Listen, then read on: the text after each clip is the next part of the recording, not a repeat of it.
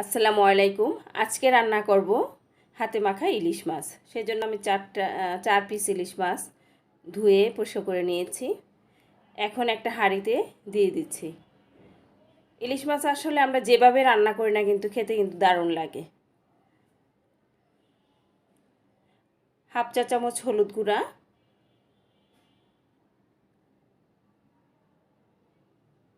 আর যেহেতু ভীষণ ভীষণ গরম পড়েছে সেজন্য আসলে একটু কম মশলা দিয়ে একটু ঝোল রান্না করলেই ভালো লাগে।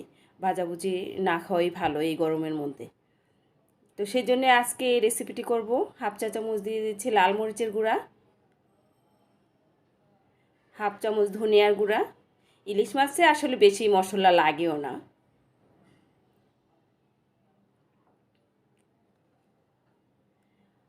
রসুন হাফ চামচ,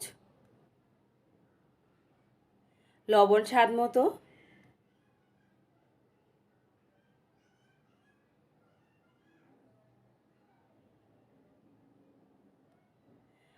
আর পেঁয়াজ দিয়ে দিচ্ছি 1 কাপ পরিমাণ। আমি একটু পেঁয়াজটা একটু বেশি দিচ্ছি, আপনারা আপনাদের পছন্দ মতো দেবেন বা বাটা পেঁয়াজও দিতে পারেন। আর হাফ কাপ দিয়ে দিচ্ছি একদম পিওর ভাঙানো সরিষার তেল।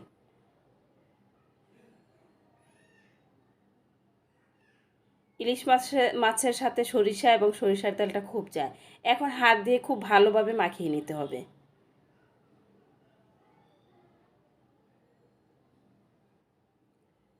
এখন হাত ধুয়ে একটু অল্প পানি দিয়ে দিচ্ছি।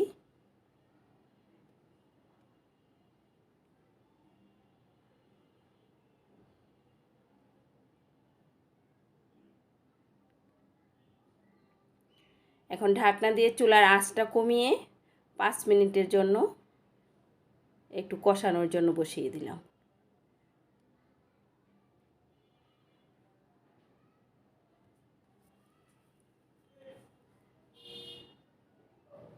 একটু সাবধানে উল্টিয়ে দিতে হবে, কারণ ইলিশ মাছ কিন্তু একটু নরম মাছ, আর যেহেতু ভাজা না সেই জন্য। আবার ঢাকনা দিয়ে দিলাম। এখন আমি ফুটানো গরম পানি 1 কাপ দিয়ে দিচ্ছি। আমি একটু ঝুল ঝুল রাখবো, আপনাদের পছন্দ মতো আপনারা রাখতে পারেন।